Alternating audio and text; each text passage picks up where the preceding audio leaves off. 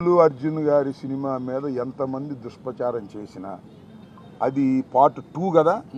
ఈ పుష్పాన్ని చూడకోకుండా ఎవడు ఆపలేడు. అక్కడ దాకా ఎందుకయ్యా? నందమూరి తారక రామారావు గారి కుటుంబం జూనియర్ ఎన్టీఆర్ సినిమాను చూడకుండా బహిష్కరించాలని ప్రయత్నం చేశారా? ఆపగలిగారా?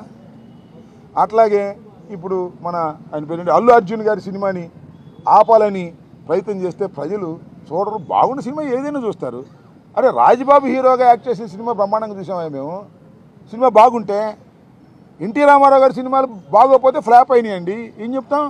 సినిమా బాగుంటే ఎవరైనా చూస్తారు. అరచేతిని అడ్డుపెట్టి సూర్యకాంతిని ఆపలేరు.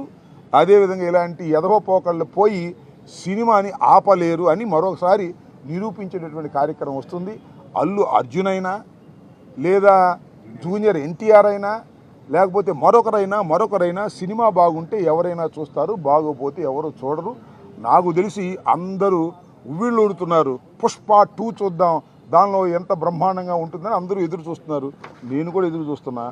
మరి థియేటర్లోకి వెళ్ళి చూడాలంటే ఇబ్బందిని నేను కూడా పుష్ప 2 ఎలా ఉంటుందో చూడాలని నాకు బాగా కోరికగా ఉంది. ఎందుకంటే చాలా అద్భుతంగా పార్ట్ 1 అద్భుతంగా ఉంది కదా, హాలీవుడ్ స్టైల్లో ఉంది కదా, అందరినీ తలదన్నే విధంగా వెళ్ళాడు కదా అల్లు అర్జును.